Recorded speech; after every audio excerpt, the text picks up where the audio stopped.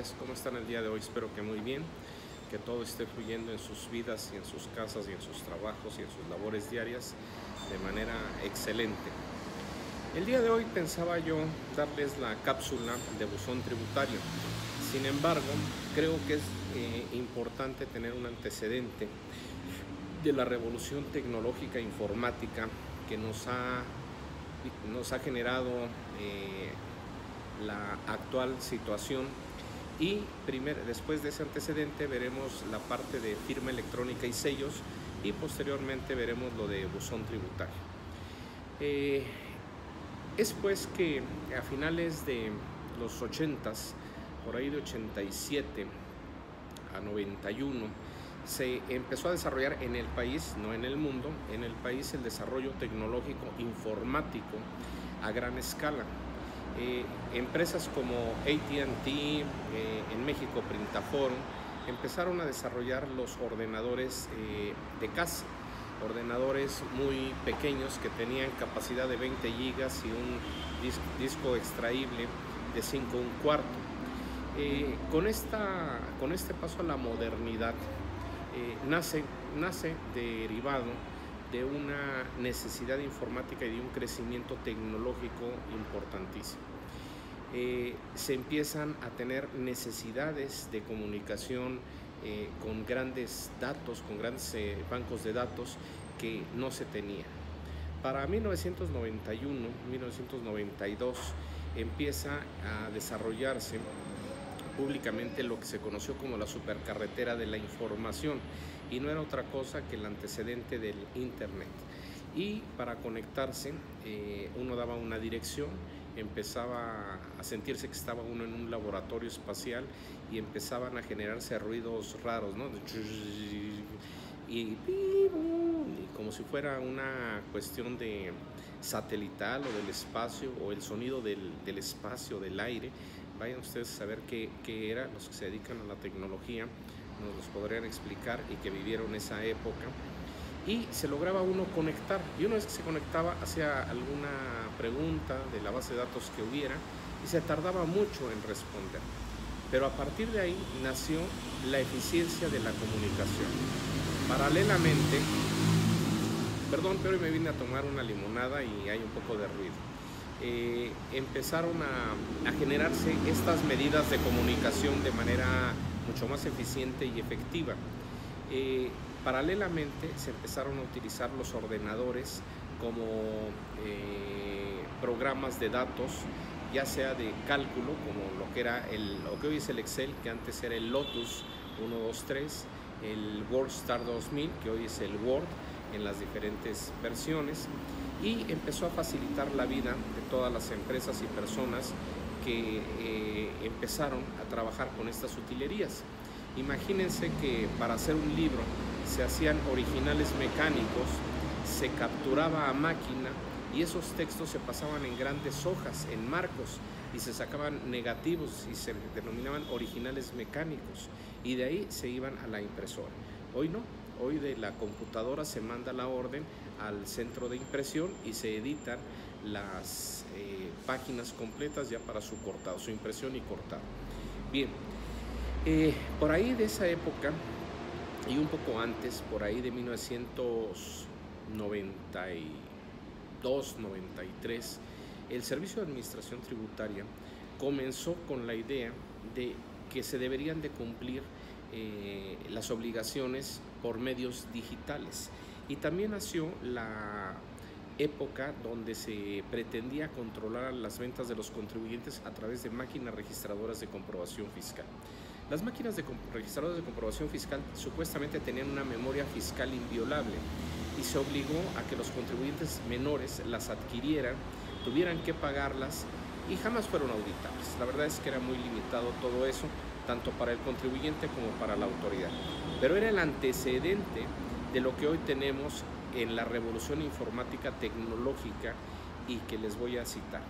El segundo elemento que yo les había comentado antes de las máquinas registradoras de comprobación fiscal era que nació la idea de que los contribuyentes presentaran sus declaraciones a través de Internet. En aquella época yo era muy escéptico de la situación, Y la verdad, la ignorancia tecnológica y de desarrollo no me permitía ver el avance que iba a tener en el mundo en la parte tecnológica. Y yo decía y sostenía que cómo era posible que nosotros obligáramos por parte del gobierno federal a las contribuyentes a presentar declaraciones por internet cuando difícilmente tenían una capacidad administrativa. Y yo me iba a los ejemplos de choferes, expendedores de periódicos y revistas, boleros, transportistas, introductores de ganado en piel, cría, reproducción, engorda de ganado, matanza, introducción a los centros de sacrificio, etcétera, ¿no? Contribuyentes derivados o de comercio que estaban limitados en su parte administrativa para poder desarrollar de alguna manera una capacidad administrativa, cuando ni siquiera había un conocimiento técnico, pues mucho menos informático para el desarrollo. Y en aquel entonces las computadoras pues no estaban en auge verdaderamente, había printaforos muy limitadas y comenzaban a desarrollar. Ahí se dan los primeros pasos para digitalizar todo esto, al grado que hoy se obliga a que la contabilidad se lleve en medios electrónicos y que se tengan candados de comunicación. Y de tal suerte nace como productos la expedición de comprobantes fiscales digitales, correlacionada con el artículo 29 del Código Fiscal de la Federación y correlacionada con las diferentes reglas de circular miscelánea. Para ello era importantísimo tener la identidad de los contribuyentes, personas físicas o morales, o de los fideicomisos o asociaciones en participación, que no son como tal entes fictos reconocidos como personas morales. Y eso crea que se desarrollen las claves CIEC, clave de identificación electrónica certificada, la reforzada, todas estas claves como antecedentes a la famosa FIEL, la firma de identificación electrónica del Servicio de Administración Tributaria, la cual hoy se vincula para muchos trámites. Para los abogados inclusive ya hoy hay utilerías para presentar los juicios en línea con tu propia FIEL, y si no presentas tu FIEL, pues no la puedes utilizar de manera electrónica. Esto es muy importante porque da una veracidad, y esta veracidad se tiene que ver legislada y reforzada en el marco jurídico. Es pues que hoy vamos a tratar, son varios artículos, espero que no nos dé tiempo, si no lo haremos en 2 sesiones, y comenzaremos con la parte relativa a los medios electrónicos, que es el capítulo 2 del Código Fiscal de la Federación, en la parte de generalidades. Se refiere a medios electrónicos. Es pues que el artículo 17C comienza, primer párrafo, es el único que tiene. Tratándose de contribuciones administradas por organismos fiscales autónomos. ¿A quién se refiere? Al SAT, ¿a quién se refiere? Al IMSS, entre otros. Organismos desconcentrados o descentralizados, pero autónomos. Administradas por organismos fiscales autónomos. Las disposiciones de este código en materia de medios electrónicos solo será aplicable cuando así lo establezca la ley de la materia. En este caso, la ley de impuesto sobre la renta, el Código Fiscal, la ley de IVA, la ley de IEPS o la ley del Seguro Social. ¿Por qué? Porque se presentan las contribuciones, aportaciones de seguridad social, derechos a través de medios electrónicos. El 17D señala en su primer párrafo, cuando las disposiciones fiscales obliguen a presentar documentos, estos deberán ser digitales y contener una firma electrónica avanzada del autor, salvo en los casos que establezcan una regla diferente. Las autoridades fiscales, mediante reglas de carácter general, las autoridades fiscales, mediante reglas de carácter general, podrán autorizar el uso de firmas electrónicas. Es lo que estamos diciendo. Aquí se puede utilizar la firma electrónica cuando así lo establezcan las diferentes disposiciones fiscales. El segundo párrafo del 17D, certificados del SAT o de prestador de servicio de certificado autorizado. La firma siempre va a ir vinculada con un certificado digital, el cual blinda la propia firma y que contiene una serie de datos que vamos a ver un poco más adelante. Señala, para los efectos mencionados en el párrafo anterior, se refiere al primero, deberán contar con un certificado que confirme el vínculo entre un firmante y los datos de creación de una firma electrónica avanzada, expedido por el Servicio de Administración Tributaria, cuando se trate de personas morales, y de los sellos digitales previstos en el artículo 29 de este código, y con un prestador de servicios que certifican la autorizado por el Banco de México cuando se trate de personas físicas. El Banco de México publicará en el Diario Oficial de la Federación la denominación de los prestadores de servicios mencionados que autoricen y en su caso la renovación correspondiente. ¿Qué pasa? Cuando nosotros vamos a tramitar nuestra FIEL previa cita, se recaban los datos de identidad por parte del asesor fiscal. Este a su vez pasa a un operador externo que es el que recaba los datos biométricos, las huellas digitales, los iris, toda la personalidad que realmente nos identifica, y se genera por un proveedor externo el sello y la certificación de nuestra identidad. ¿Para qué? Para que con una clave y los sellos y la firma que nosotros generamos tengamos la certeza que el documento está firmado. Ahora bien, todo esto no sirve de nada si nosotros le damos el uso libre de manejo a el contador o al técnico, al auxiliar de contabilidad, para que haga con la FIEL lo que quiera. Puede expedir comprobantes y después nos mete en un problema enorme, ¿no? Si nosotros no certificamos que realmente el uso de la FIEL para el timbrado de los comprobantes es expedido realmente por nosotros, ¿no?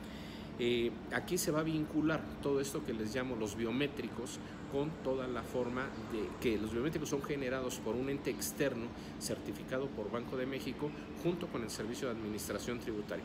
No obstante que los vean ustedes juntos, son un área separada, es un área concesionada que verifica y que autentifica. ¿Qué hacen con esa información?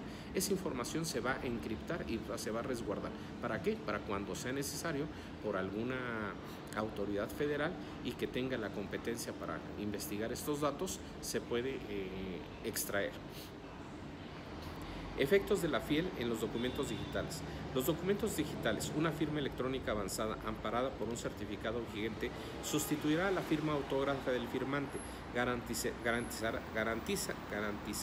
la integridad del documento y producirá los mismos efectos que las leyes otorgan a los documentos con firma autógrafa, teniendo el mismo valor probatorio. Para efectos jurídicos, ustedes saben que documento que no se encuentre firmado de manera autógrafa no vale, no sirve. Aquí el código dice que para efectos de autoridades administrativas que administren contribuciones que la propia ley establezca, ya es válida la firma FIEL siempre y cuando tenga su certificado, venga encriptado y traerá una serie de requisitos. Pero es sustituible la firma autógrafa y no va a perder de validez su documento oficial. Hoy en día los servidores públicos pueden emitir las resoluciones con una FIEL y también con un código QR que da todos los datos de identificación del servidor público, cuando se generó, por qué protocolo se generó y que realmente es autoridad competente para emitir el acto.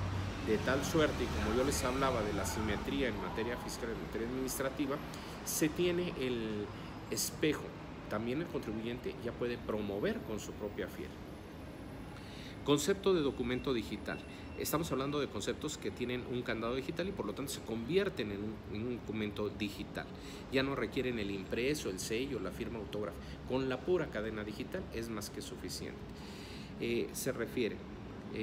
Se entiende por documento digital todo mensaje de datos que contiene información o escritura generada, enviada, recibida o archivada por medios electrónicos, ópticos o de cualquier tecnología. Este es el concepto que nosotros vamos a tener por documento digital. Todo mensaje de datos que contenga información o escritura generada, enviada, recibida o archivada por un medio electrónico. De esa manera nosotros vamos a tener en manos un documento digital. No tenemos ni siquiera que tenerlo impreso. Hoy las facturas, los FDIs que se generan, ya automáticamente el SAT los tiene en tu subcuenta de Registro Federal de Contribuyentes, en tu subcuenta de ingresos, como expedido. En su caso cancelado, te lo genera.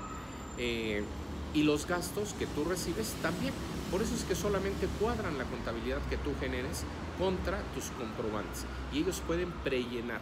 Así ha funcionado el esquema norteamericano de impuestos en los Estados Unidos. Por eso es que se da una propuesta ya de declaración para estos contribuyentes. Continúa. Trámite de datos, creación de firmas electrónicas avanzadas. Los datos de creación de firmas electrónicas avanzadas podrán ser tramitadas por los contribuyentes ante el Servicio de Administración Tributaria. ¿Qué necesitamos nosotros para obtener nuestra firma? Necesitamos llevar una identificación, necesitamos llevar nuestra CUR para verificar que nuestra identificación y nuestra CUR, nuestra acta de nacimiento, nuestro candado con datos de fecha de nacimiento son auténticos, coinciden, un comprobante de domicilio y una memoria USB. Con eso es más que suficiente. Ellos generan el archivo key y el archivo rec y nosotros proporcionamos una contraseña, la cual es alfanumérica y que no debemos de dar a nadie. Lo cierto es que se la damos al contador, al auxiliar de contador, el auxiliar de contador se da al otro y cuando se va a alguien hay que cambiar esa firma. Pero simplemente la mayoría no lo hace y después tenemos problemas de expediciones de facturas que son de operaciones inexistentes y con eso amparan o deducciones y supuestos ingresos que no hay. Entonces, es lo que nace la venta de facturas, hoy condenada por el artículo 69B del Código Fiscal de la Federación.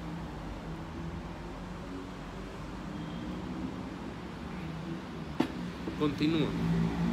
La creación de datos de firmas electrónicas avanzadas podrá ser tramitada por los contribuyentes ante el Servicio de Administración Tributaria o cualquier prestador de servicios autorizado por el Banco de México. Para tales efectos, el Servicio de Administración Tributaria validará la información relacionada con su identidad, domicilio y, en su caso, sobre su situación fiscal en términos del artículo 27 de este Código. ¿A qué se refiere el artículo 27? Bueno, a la obligación de inscribirse en el Registro Federal de Contribuyentes y señalar y dar de alta todas las obligaciones que tengamos por situación jurídica o de hecho a que estemos obligados. ¿Dónde? ¿Cuándo?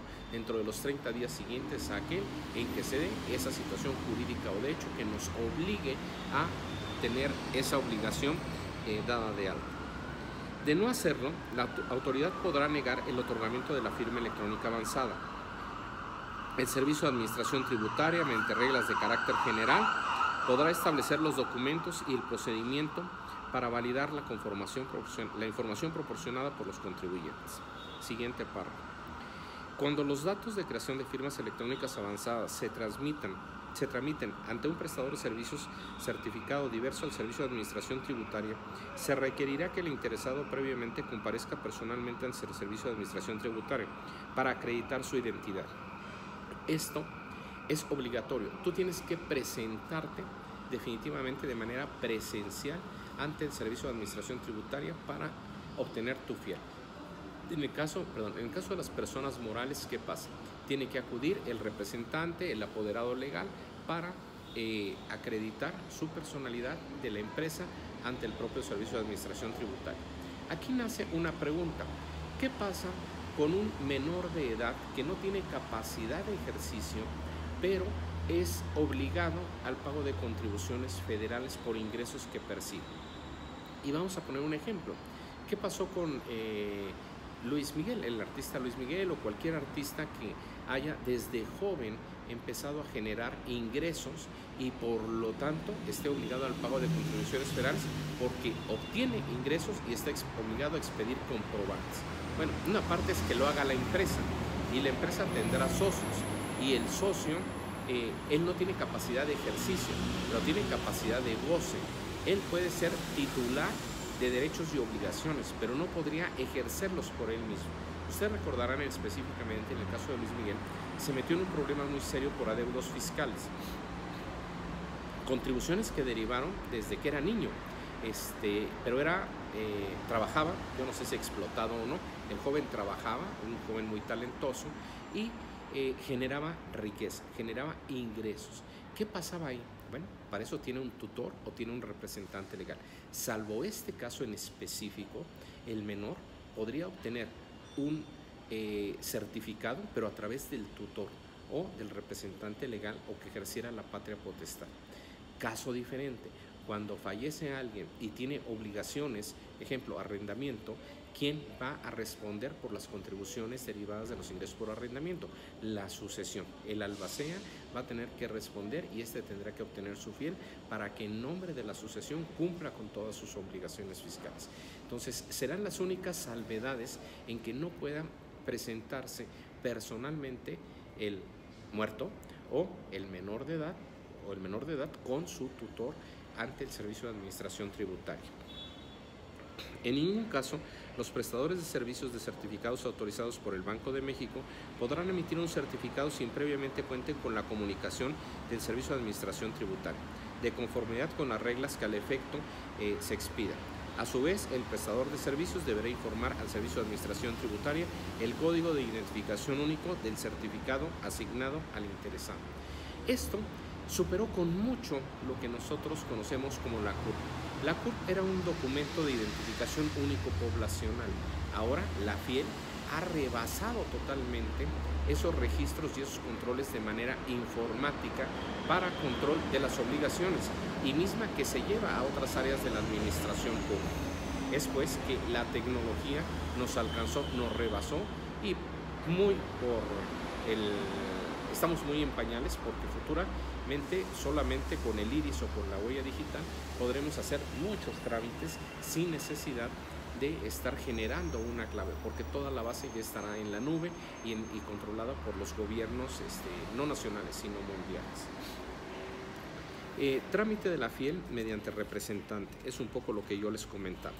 La comparecencia de las personas físicas a que se refiere el párrafo anterior no podrá efectuarse mediante apoderado o representante legal, salvo en los casos establecidos en las reglas de carácter general, que era lo que yo les decía, un menor de edad que es obligado o una persona que falleció, no lo va a hacer él, pero lo va a hacer la sucesión, el representante legal.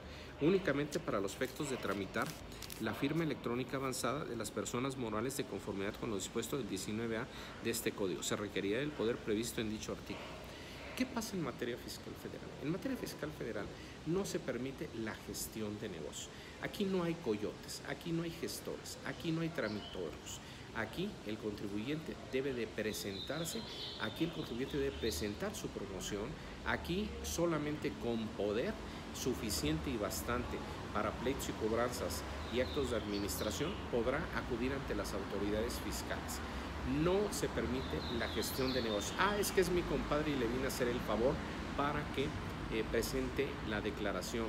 Es que es mi compadre y vine para obtener la FIEL o presentar algún bien en garantía o hacer cualquier gestión para sacar el formato de una multa o para acreditar un crédito fiscal.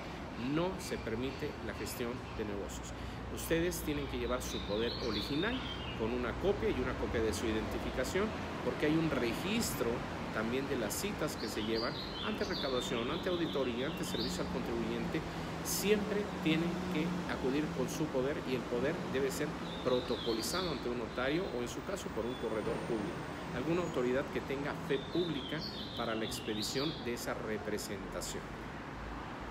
La comparecencia previa a que se refiere este artículo también deberá realizarse cuando el Servicio de Administración Tributaria proporcione a los interesados los certificados cuando actúe como prestador de servicios de certificación.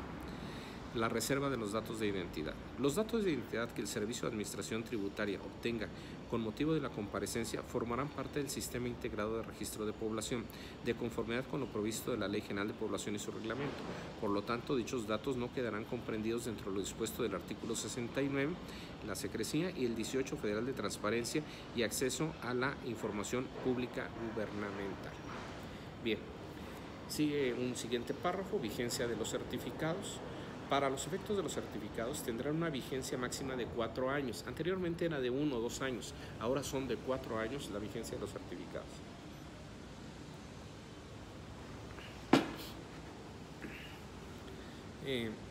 Tendrán una vigencia de 4 años contados a partir de la fecha en que se hayan expedido. Antes de que concluya el periodo de vigencia de un certificado, su titular podrá solicitar uno nuevo. El supuesto mencionado, el Servicio de Administración Tributaria, podrá mediante reglas de carácter general relevar a los titulares del certificado de la comparecencia del personal ante dicho órgano para acreditar su identidad y en el caso de que las personas morales en representación legal correspondiente cuando los contribuyentes cumplan con los requisitos que establezcan las propias leyes. Si dicho órgano emite las reglas de carácter general, se estará lo dispuesto en los párrafos sexto y séptimo de este artículo. ¿Qué pasa? Antes de que venza nuestra fiel o nuestro certificado, nosotros podemos accesar al sistema y hacer la renovación o la validación y renovación de nuestro certificado y de nuestra firma electrónica avanzada, siempre y cuando sea antes de que venza el certificado. Una vez concluido el certificado o caduco, ya hay que presentarse con previa cita ante el Servicio de Administración Tributaria en los módulos de servicio al contribuyente, que todos pueden llevar a cabo el trámite, no es local, recuerden que son hoy administraciones desconcentradas, entonces el trámite que hagan en Mexicali funciona para la Ciudad de México o de México para Chihuahua, donde ustedes quieran. Certificados emitidos por la Secretaría de la Función Pública y otros. Para los efectos de este capítulo, el Servicio de Administración Tributaria aceptará los certificados de firma electrónica avanzada que emita la Secretaría de Función Pública, de conformidad con las facultades que le confieran las leyes para los servidores públicos, así como los emitidos por los prestadores de servicios de certificación que estén autorizados para ello en los términos del derecho federal común, siempre que ambos casos, las personas físicas titulares de los certificados mencionados, hayan cumplido con lo previsto en los párrafos sexto y séptimo de este artículo. Se valida la firma con los certificados que al efecto expida la Secretaría de Función Pública. Finalmente es un gobierno federal y finalmente se encuentra vinculado a la parte de tecnología única que debe de regir en el gobierno federal. 17E. Acuse de recibo con sello digital. Cuando los contribuyentes remitan un documento digital, las autoridades fiscales recibirán el acuse de recibo que contengan el sello digital. El sello digital es el mensaje electrónico que acredita un documento digital, ya vimos que es un documento digital, fue recibido por la autoridad correspondiente y estará sujeto a la misma regulación aplicable al uso de una firma electrónica avanzada. En este caso, el sello digital identificará la dependencia que recibió el documento y se presumirá, salvo prueba en contrario, que el documento digital fue recibido en la hora y fecha en que se consigne en el acuse recibido mencionado. El Servicio de Administración Tributaria establecerá los medios que los contribuyentes puedan verificar la autenticidad de los acuses del recibo con sello digital. Aquí, ¿qué pasó también en el pasado? Cuando se presentaban las primeras cadenas digitales de pago de contribuciones, había unos vándalos, porque no se puede llamar de otra manera, que alteraban las cadenas digitales. Y estas cadenas digitales, ¿qué pasaba?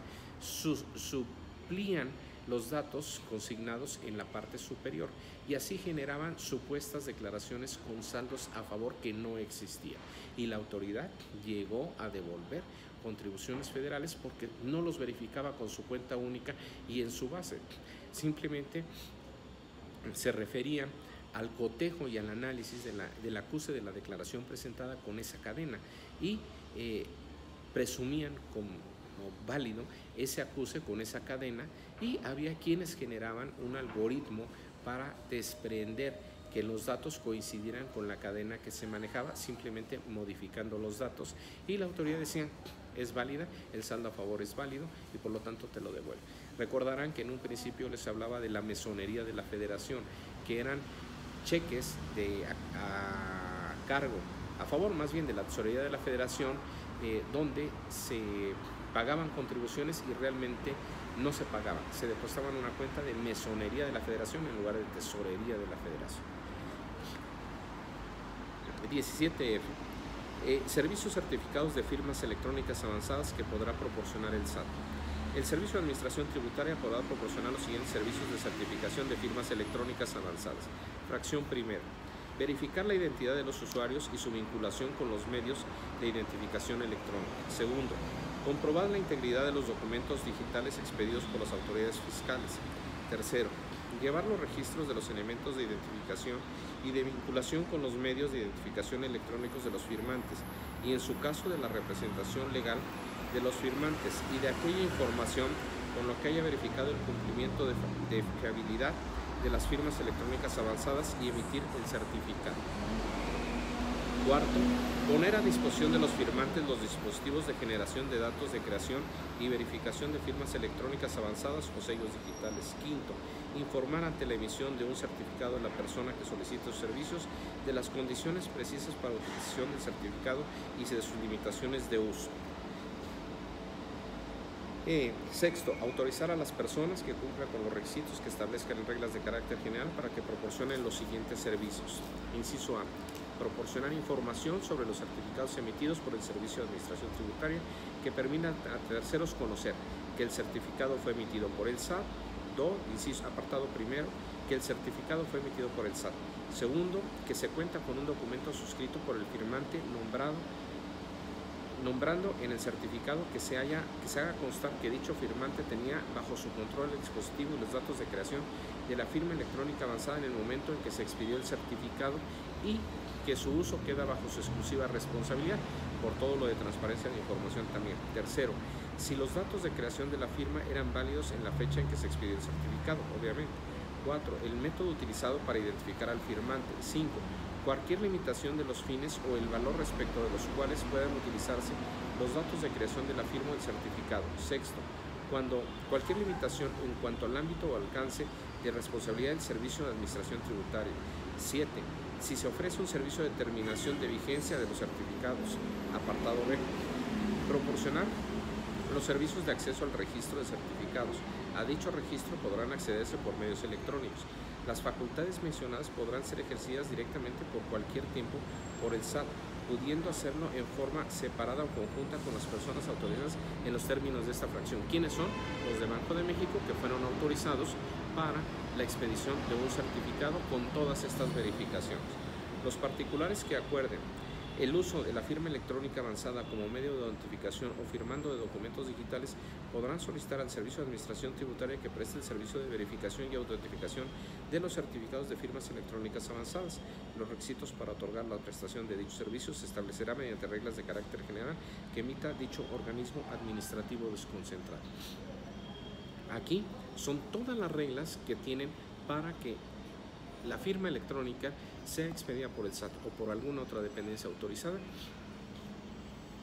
cuente con toda esta protección y requisitos. 17G. Datos que deberán contener el certificado que emite el SAT. Los certificados que emite el Servicio de Administración Tributaria, para ser considerados válidos, deberán contener los datos siguientes. 1. La mención de que se expide como tales. Tratándose de certificados de sellos digitales, se deberán especificar las limitaciones que tengan para su uso. 2. El código de identificación único del certificado. 3. La mención de que fue emitido por el Servicio de Administración Tributaria y una dirección electrónica. 4. Nombre del titular del certificado y su clave de registro federal de contribuyente. 5. Periodo de vigencia del certificado. 6. La mención de la tecnología empleada en la creación de la firma electrónica avanzada contenida en el certificado, cosa que ya les mencionaba. Se tiene que utilizar todo el protocolo y señalar de manera específica cuál se utilizó y qué lenguaje se utilizó para la creación de esta encriptación de los datos de la firma electrónica avanzada. La clave pública titular del certificado.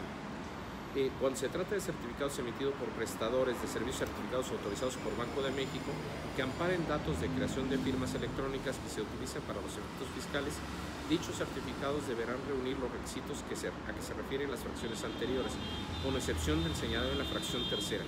En sustitución del requisito contenido en dicha fracción, el certificado deberá contener la identificación del prestador de servicios de certificación y su dirección electrónica, así como los requisitos para su control por el Servicio de Administración Tributaria. 17H. Este es importantísimo, este artículo. Hoy en día se puede restringir el uso de la firma electrónica o de los sellos digitales. ¿Cómo y por qué? Cuando no se presenten dos o más declaraciones, cuando no se encuentra en el domicilio fiscal del contribuyente o las diferentes excepciones que manejan la resolución de carácter general, la autoridad puede limitar. Hay una notificación de un ejercicio de facultades de comprobación y no se localiza al contribuyente. ¿Qué pasa? La autoridad puede restringir el uso del sello digital, de la firma digital, y por lo tanto no va a poder facturar, no va a poder presentar ciertas obligaciones, hasta en tanto no aclare su situación ante el Servicio de Administración Tributaria.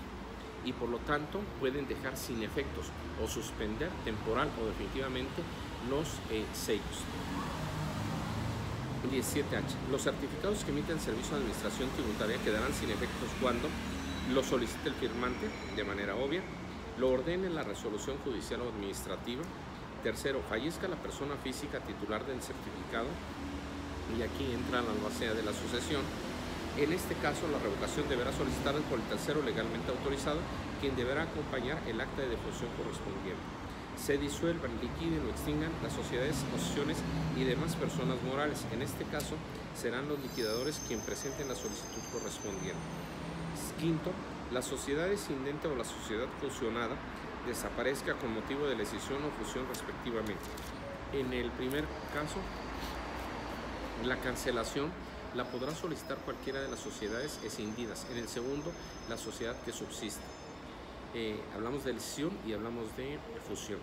Transcurra el plazo de vigencia del certificado. Séptimo, se pierda o inutilice por daños el medio electrónico que contenga los certificados. Cuando los certificados no se encriptan o no se comprime en las utilerías de PKZip o todo esto y se envían comúnmente por correo electrónico, pueden dañarse.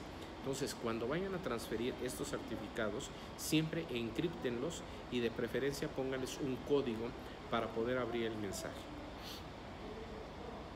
8. Se compruebe que al momento de su expedición el certificado no cumplió los requisitos legales, situación que no afecta a los derechos de terceros de buena fe. 9. Cuando se ponga en riesgo la confidencialidad de los datos de creación de firma electrónica avanzada del Servicio de Administración Tributaria. 10.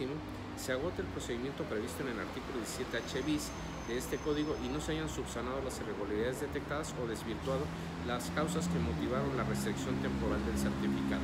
Y en ese artículo vamos a ver lo que yo les comentaba. Siguiente párrafo. El Servicio de Administración Tributaria podrá cancelar sus propios certificados o sellos o firmas digitales cuando se dé hipótesis análogas a las previstas en las fracciones 7 y 9 de este artículo.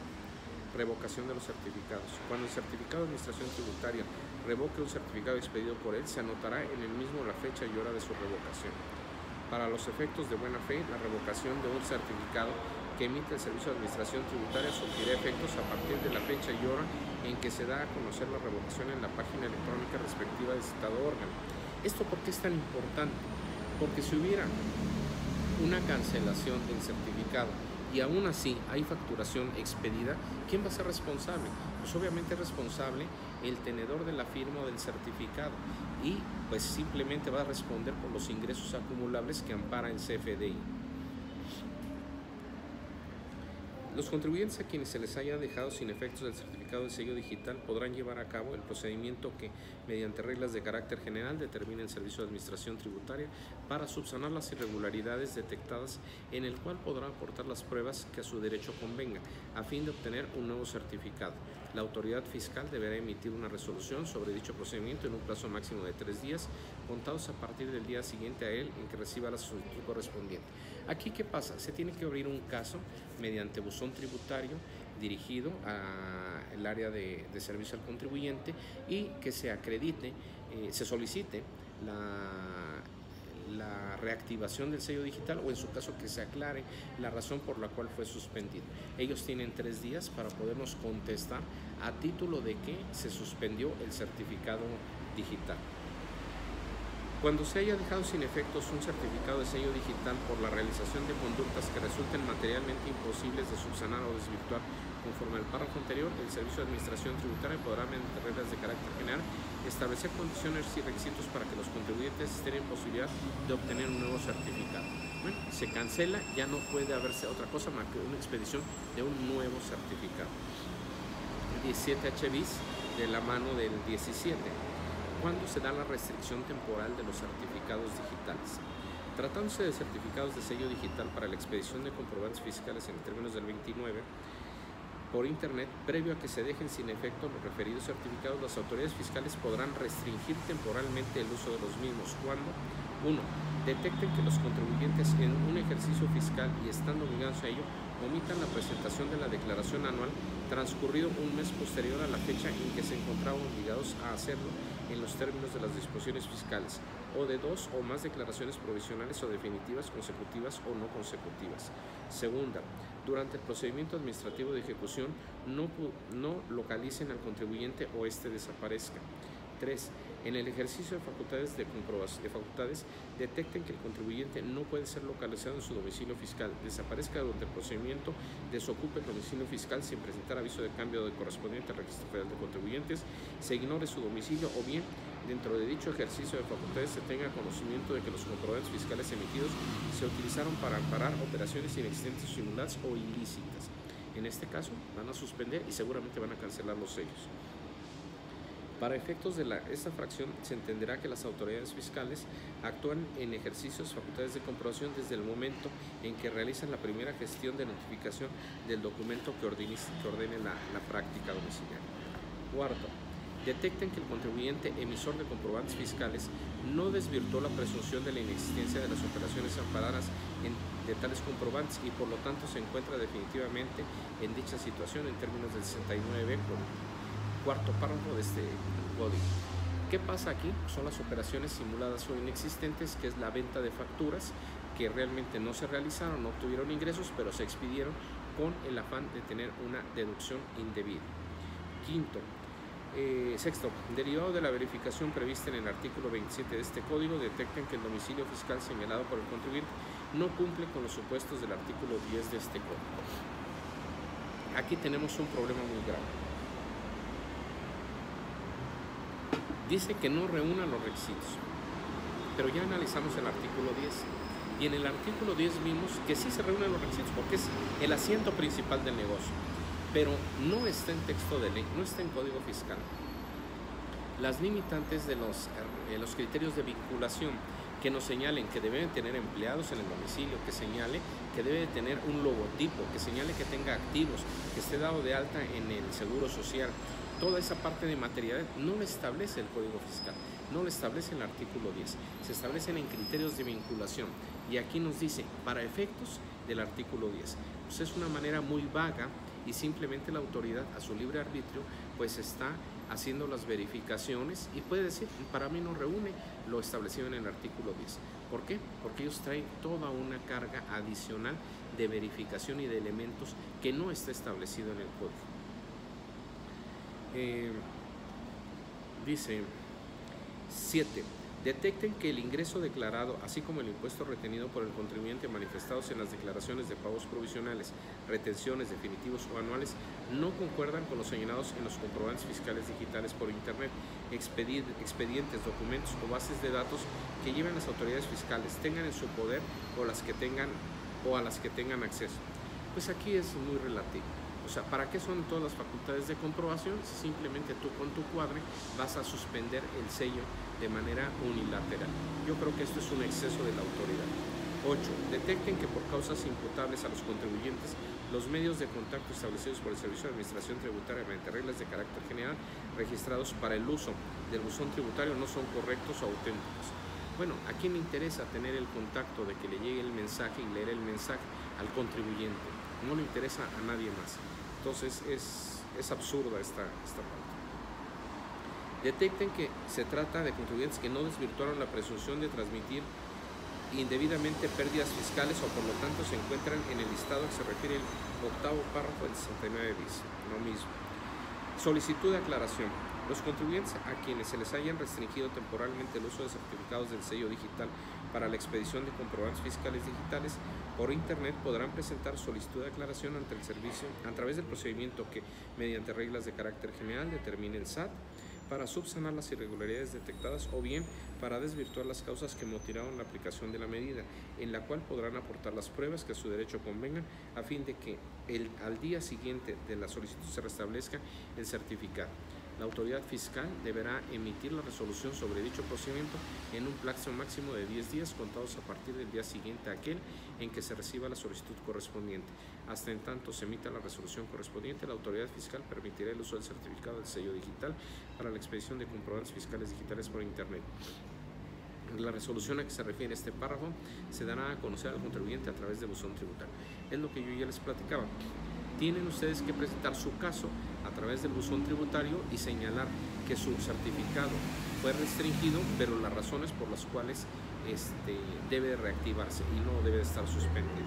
Ellos les contestarán qué es lo que tienen que subsanar para que se elimine la suspensión. Si hay una cancelación, habrá que subsanar y solicitar la nueva emisión de un certificado. Hay la prórroga, la solicitud se tiene que hacer de inmediato por el caso, y estos son los casos en que nos puede suspender la autoridad el uso del sello digital. El 17I, verificación de un documento digital. La integridad y auditoría del documento digital con firma electrónica avanzada o sello digital será verificable mediante método de revisión del documento original con la clave pública del autor. Esto, bueno, pues también ya se había visto de alguna manera. Esta parte nos lleva al segundo artículo muy importante, así como es el de la firma electrónica, es el 17K y es el referente al buzón tributario. Señala, las personas físicas y morales inscritas en el Registro Federal de Contribuyentes tendrán asignado un buzón tributario consistente en un sistema de comunicación electrónico ubicado en la página de internet del Servicio de Administración Tributaria, a través del cual nos va a manejar varias fracciones. Aquí ya no es opción, aquí es obligación tener activo el buzón tributario para una comunicación con el SAT. Y para cualquier trámite ustedes deben de llevar la pantalla de que el buzón se encuentra activo. ¿Cómo se encuentra activo? Una vez que hacen la solicitud, generan un correo electrónico y a ese correo electrónico les mandan una verificación. Esa verificación la tienen que activar y con esa pantalla, ustedes cuando vayan a hacer el trámite, les señalan, aquí está mi buzón tributario activo, y si no, no les generan ningún trámite. Ahora, hay una tesis donde dice, se establece que el SAT debe de buscar por lo menos 2 o 3 medios de comunicación. Debe de ser 2 o 3 comunicaciones por el buzón tributario o el correo electrónico o la publicación en Diario Oficial de la Federación, porque solo así va a considerarse válida la notificación. Ahora, cuando es por buzón tributario, debe de abrirse dentro de los 3 días siguientes a aquel en que se reciba el mensaje. Esta parte es muy importante porque a partir de ese tercer día empiezan a computarse los plazos que ustedes tengan para los diferentes trámites. Fracción primera. La autoridad fiscal realizará la notificación de cualquier acto o resolución administrativa o darán cumplimiento a requerimientos de la autoridad a través de documentos digitales y podrá realizar consultas sobre su situación fiscal. Ahora el contribuyente, para interponer un recurso de revocación, ¿qué es lo que hace? Lo envía por buzón tributario. El problema es que es muy limitado y a lo mejor tienen que meterlo en 2 o 3 secciones o 2 o 3 envíos del mensaje para que pueda pasar toda la carga de información.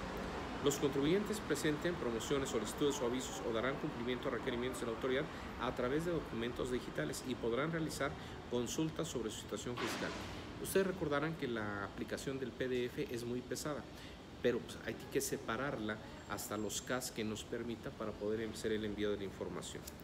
Las personas físicas y morales que tengan asignado un buzón tributario deberán consultarlo dentro de los 3 días siguientes a aquel en que reciban un aviso electrónico por correo electrónico, enviado por el Servicio de Administración Tributaria mediante los mecanismos de comunicación que el contribuyente elija de entre los que se dan a conocer mediante reglas de carácter general.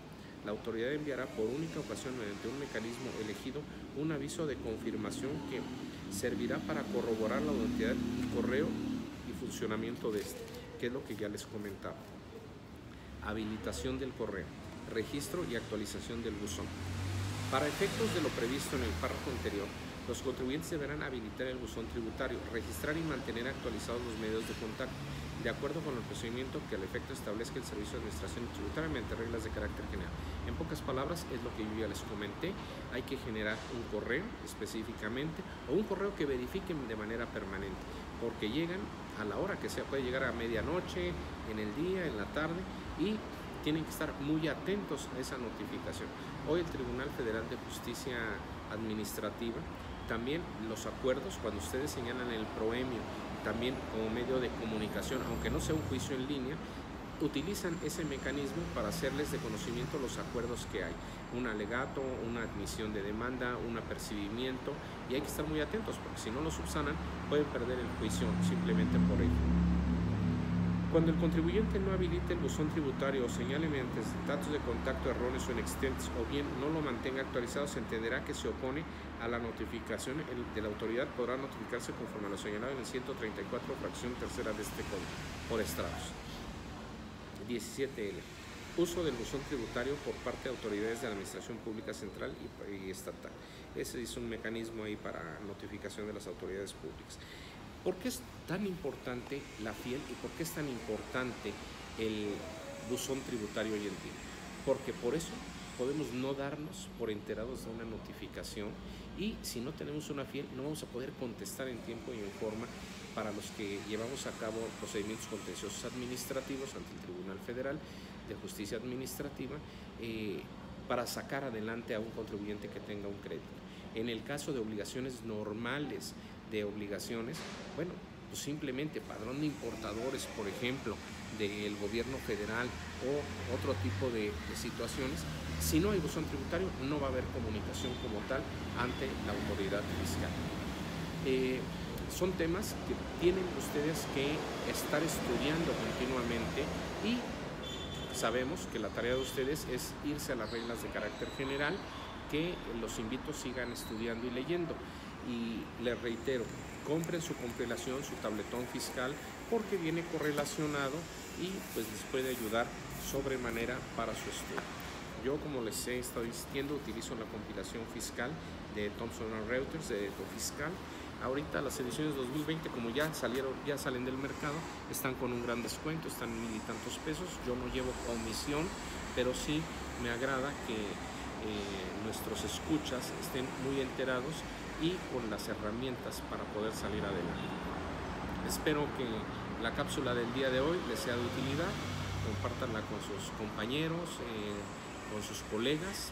Y les recuerdo, soy Pedro Pablo Morales, de Morales & Morales Abogados SC, y nos encontramos a su disposición en la página de Facebook Morales & con el signo de gato del & americano, Morales & Morales Abogados SC, o en YouTube Morales & Morales Abogados SC. Y estamos desde la Ciudad de México. Cualquier consulta nos las pueden hacer llegar vía mail, vía internet, y estamos para servirles. Tengan un feliz día, una excelente tarde, y procuren estar lo mejor que puedan, ya que tienen salud. Cuídense mucho.